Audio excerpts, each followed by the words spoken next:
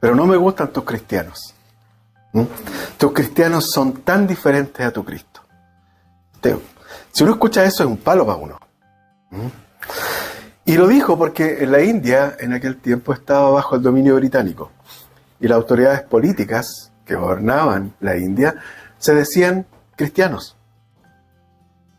De hecho, la iglesia anglicana era la iglesia oficial del Estado, sigue siéndolo, pero en la India también. Sin embargo, sus actos de racismo y de clasismo desmentían todo lo que Gandhi había leído en el Nuevo Testamento. Si lo llevamos al día de hoy, pasa algo parecido. Y es triste, ¿verdad?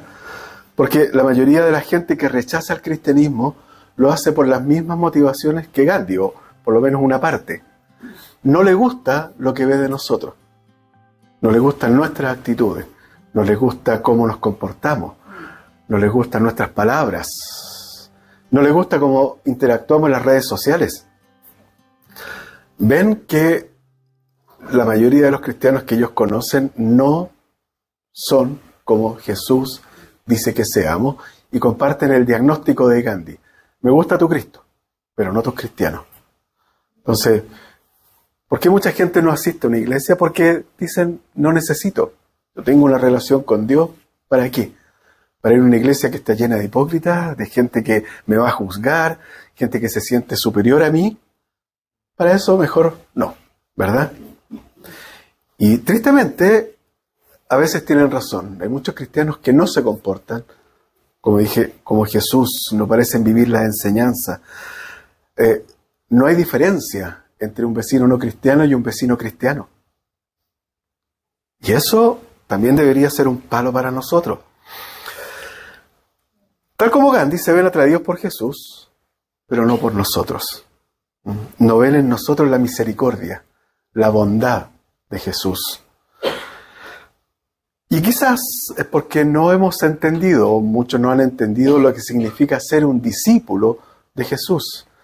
Probablemente se sienten bien siendo miembros de una iglesia, pero es distinto ser miembro de una iglesia a ser un discípulo de Jesús. Ser miembro de la iglesia no te hace automáticamente discípulo. ¿Por qué? Porque la palabra que la Biblia usa para discípulo se podría traducir como estudiante. Y en la época de Jesús, el concepto de estudiante es diferente al que tenemos nosotros. Un estudiante, ¿qué es lo que pensamos hoy día? Que va a un lugar a recibir instrucción de los profesores, ¿verdad? En el tiempo de Jesús, el discípulo iba a vivir con su maestro. Pero no solamente para aprender de él, sino para llegar a ser como él. Entonces, cuando Jesús llama a estos 12 hombres que vayan con él, es para que aprendan de él, del ejemplo, para que estén día a día con él, para que lo imiten y para que luego vayan y se comporten como él, porque lo vieron interactuar, lo vieron tratar a la gente con dignidad, con amor, con bondad, con misericordia. Así que, y esto debería tener entonces consecuencias para nosotros hoy día. Cómo ser buenos discípulos de Cristo y no solamente miembros de la iglesia. El contexto de la lectura de la palabra fue de Marcos 34 al 38. Es el contexto de la llamada confesión de Pedro. Jesús dice, salió con sus discípulos a las aldeas de Cesarea de Filipo y en el camino preguntó a sus discípulos, ¿quién dicen los hombres que soy yo? Y le respondieron unos, Juan el Bautista, otros Elías, pero otros, uno de los profetas. Y él les preguntó de nuevo, ¿pero ustedes qué dicen que soy yo? Y Pedro le da la respuesta, la tremenda respuesta. Tú eres el Cristo. Tú eres el Mesías, el Hijo de Dios, el Rey prometido de Israel. Eso eres tú. Y está bien. Yo creo que la mayoría de nosotros reconoce a Jesús como el Mesías, como el Hijo de Dios. Pero como el Mesías también significa rey, tiene otra parte. A un rey se le obedece. A un rey se le respeta. Y Jesús es el Mesías y es el Rey. Por lo tanto, nosotros podemos decir, sí, tú eres el Cristo, Pero eso también significa que debo seguirte, obedecerte, reverenciarte como el Señor, como el Rey del universo, como el que tiene autoridad sobre mí, como mi amo, mi dueño. Entonces, no es simplemente asistir a una iglesia, no es simplemente orar, leer la Biblia. Aquí se ha orado para que lo pongamos en práctica. Y eso es lo que Dios quiere de nosotros. De hecho, seguir a Jesús se hace en sus términos y no en los nuestros. Quizás han escuchado a alguien que diga, yo soy cristiano a mi manera. Está bien, puedes ser cristiano a tu manera, pero no es la manera de Jesús. Por lo tanto, Jesús no te va a reconocer, no te va a mirar como uno de los suyos. Por eso le dice en el versículo 34, llamando Jesús a la multitud y a sus discípulos les dijo, si alguien quiere venir conmigo, niéguese a sí mismo, tome su cruz y sígame. No es fácil. Esta demanda de Jesús no es fácil. Seguir a Jesús es negarse a uno mismo. Y eso significa negarse a mis deseos, negarse a vivir de acuerdo a mis pasiones. Negarme al carácter que yo tengo. Yo, por ejemplo, soy un poquito mecha corta, como se dice. Y el Señor ha ido tratando conmigo a través de los años. ¿Por qué? Porque no debo ser mecha corta. No debo ser enojón. No debo reaccionar como yo. Debo reaccionar como Él. Cuando tú reaccionas, ¿qué es lo que sale? Lo que tú eres. Si a ti te asustan, la idea es que nosotros, si nos asustasen, digamos, Dios te bendiga. No tanto como eso, pero la idea es que no reaccionemos con violencia, por ejemplo. O no le echemos un garabato a la persona. La idea de Jesús es que, al ser discípulos de Él, reaccionemos como Él, y no como nosotros somos. Por lo tanto, negarse a uno mismo. Pero después dice, tomar la cruz y seguirlo.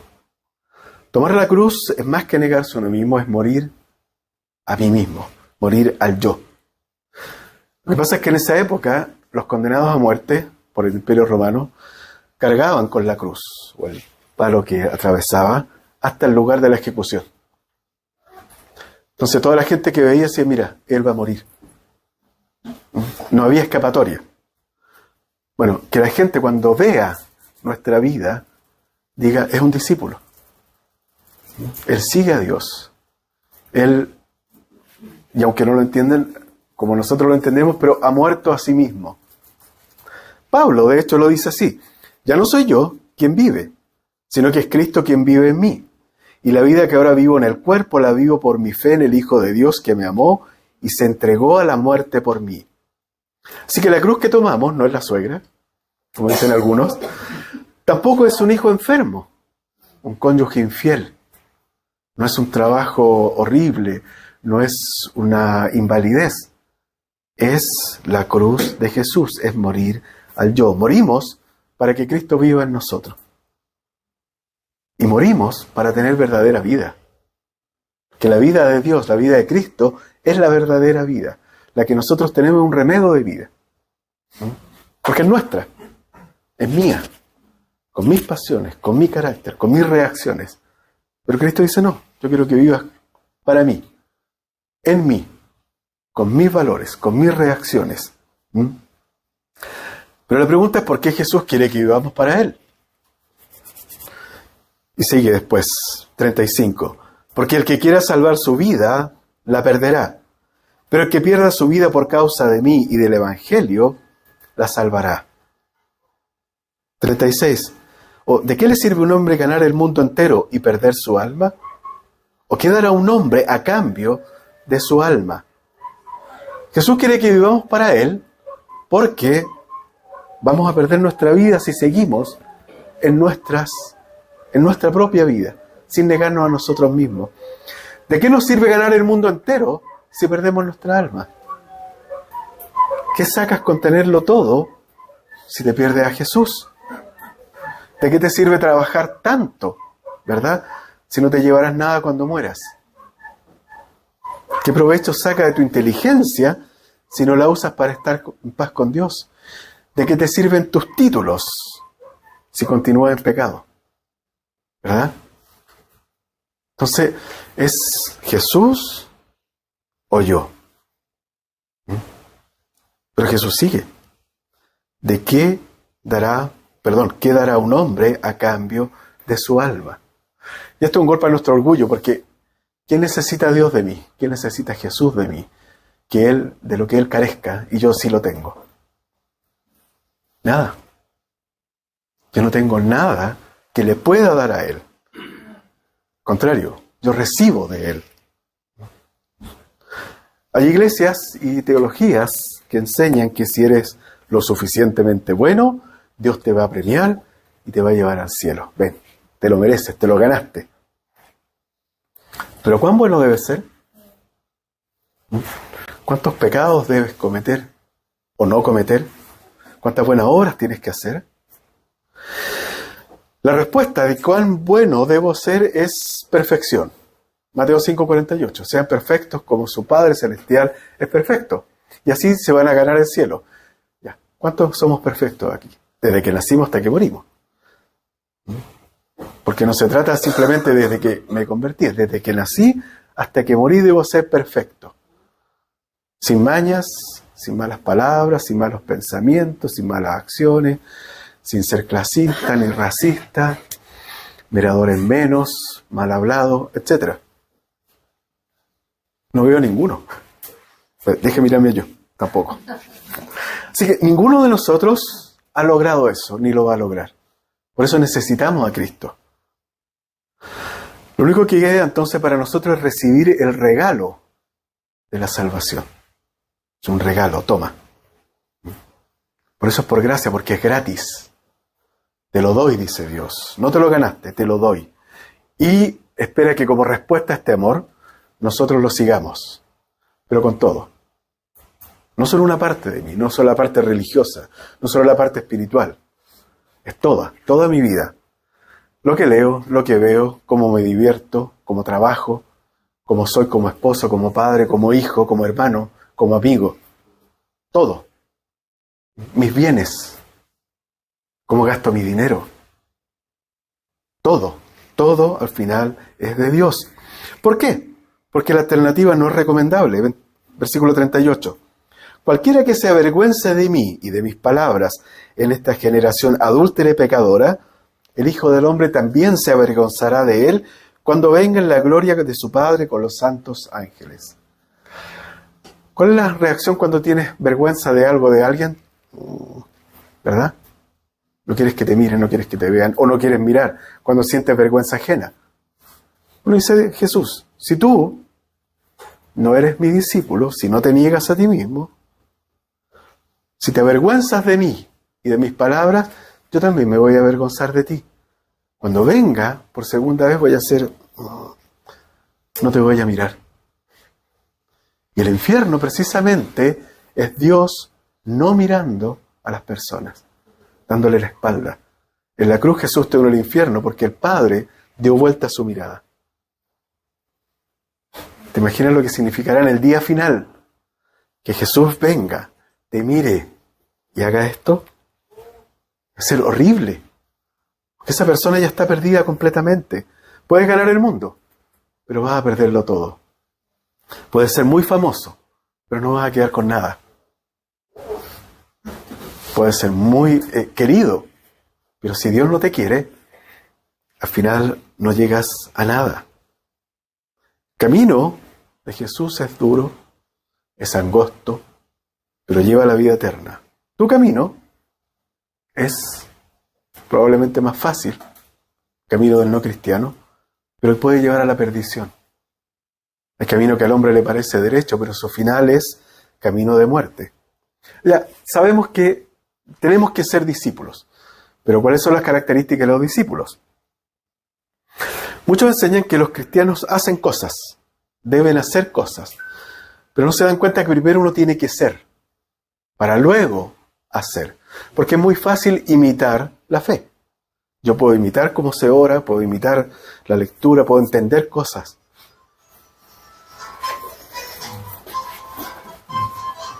Dan ganas de bailar. Está buena. Y la pregunta es, ¿cómo llegamos a ser discípulos de Cristo? Y lo primero es creyendo el Evangelio.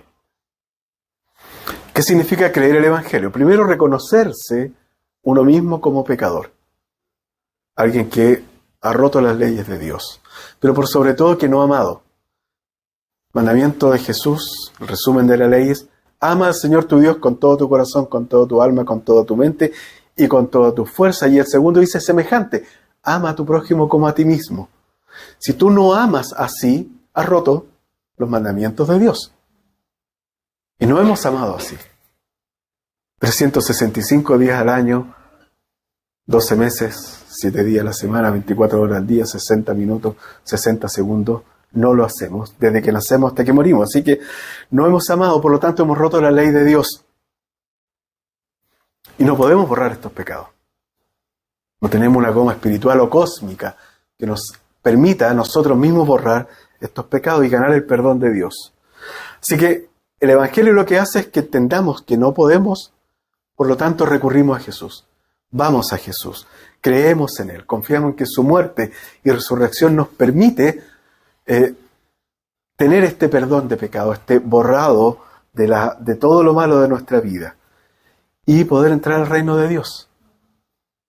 Así que lo primero que es un discípulo es alguien que cree el Evangelio. Lo segundo es alguien que lee la Biblia. ¿Cómo es Dios? La gente por toda la historia se ha hecho muchas imágenes de Dios. Algunos lo representan como animales con cabeza humana, humanos con cabeza de animal, con 5 o 10 brazos, etc. Pero ¿cómo es Dios? ¿Qué quiere Dios? Bueno, quiere Dios que seamos personas morales, entonces tratan de portarse bien. Otros que le hagamos sacrificio, y el sacrificio supremo es matar a alguien, sacrifiquemos personas. ¿Eso es lo que Dios quiere? Bueno, si no tuviéramos la Biblia, nunca lo sabríamos. Y los que no tienen la Biblia han hecho todas estas cosas a lo largo de la historia. Nosotros sabemos que Dios ha hablado y registró sus palabras en la Biblia. Toda escritura es inspirada por Dios y útil para corregir, reprender, llevar a la gente a vivir en justicia. Así que Dios, mediante el Espíritu Santo, inspiró a los escritores bíblicos para dejarnos lo que Él quiere. Nos dice, mira, esta es la historia de acuerdo a mí. Así va a ser, así comenzó todo, así se echó a perder, así lo voy a arreglar y así va a terminar. ¿Crees esto? ¿Crees en mi Hijo? Así que la Biblia es la autoridad final por la cual nosotros debemos vivir. Dios quiere que hagamos esto, lo hacemos. Dios quiere que evitemos esto, lo evitamos. Pero es la Biblia, no es la iglesia. La iglesia anglicana puede ser muy buena, pero ha errado también. No es el pastor, porque también tenemos fallas. No es el concilio, no es la Biblia. ¿Por qué? Porque Dios habla ahí en ella. Así que somos personas que creemos en el Evangelio, que leemos la Biblia, y también debemos ser personas de iglesia.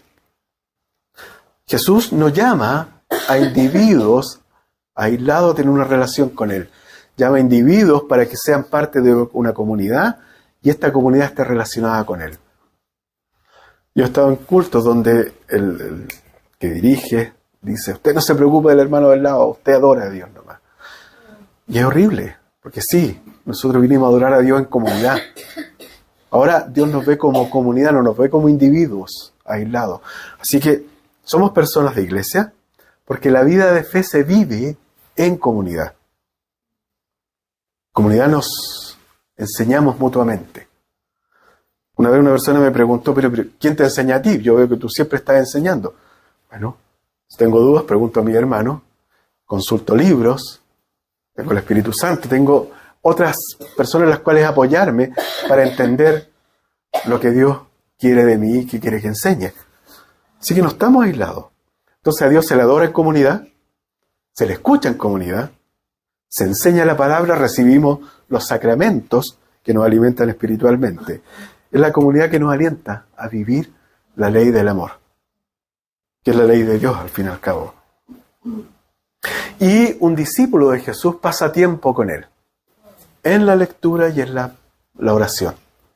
Dios nos habló, nosotros escuchamos y respondemos en oración. Los discípulos primeros pasaron tiempo con Él, lo conocieron, estuvieron con Él, lo veían actuar. Y Él les hablaba, les enseñaba. Y nosotros tenemos el mismo privilegio, tenemos la Biblia. Vemos acá que Jesús nos habla, volviendo y mirando a sus discípulos, o sea, a ti y a mí también. Si alguien quiere venir conmigo, niégase a sí mismo, tome su cruz y sígame. Esas palabras son tan relevantes para ellos que estuvieron ahí, como para nosotros hoy en día. Si confiamos en estas palabras, vamos a poder imitarlo. Así que pasa tiempo con Jesús. Si no, como toda relación se enfría. Y al final muere. ¿Cuántos pololeos a distancia comienzan y al final terminan muriendo porque no hay este contacto día a día? ¿Ya? Pasar tiempo con Él. El discípulo de Jesús también tiene una vida de servicio. Es decir, servimos a Jesús cuando servimos a los que Él ama, a los demás. Así que tenemos nuestro tiempo, deberíamos pasar tiempo sirviendo en la iglesia. Las 3 T, tiempo, talento y tesoro. Tiempo con Él, tu talento, tus dones, como los hermanos que cantan acá, pero también tus tesoros. Y no solamente para la iglesia, sino también para los demás. Cuando damos dinero para el reino de Dios, estamos dando no solamente para que tengamos luz, micrófonos, no, estamos dando también para los demás. Así es que debemos servir en la iglesia. Aquí, y como en toda la iglesia, hay gente de distinto origen, de distinta trasfondo, distinto país, somos distintos. Sin embargo, Dios nos junta con este propósito en común, para que nos sirvamos mutuamente, mediante el amor y las buenas obras. Pero también tenemos otro servicio que es afuera, a la sociedad. Y lo hacemos ¿cómo? Predicando el Evangelio. Esta es la mejor obra social, predicar el Evangelio. Personas que se acercan a mí, bueno, ¿y cuáles son tus obras sociales como iglesia? Y espera que tenemos un comedor, tenemos cosas, que está bien. Pero primero predicamos el Evangelio. ¿Por qué? Porque el Evangelio que cambia vidas. Yo cuando no era creyente y veía a los evangélicos gritando, y yo era un pecador, yo era un borracho, y el Señor me cambió, y yo jajaja. Pero después te das cuenta que era verdad.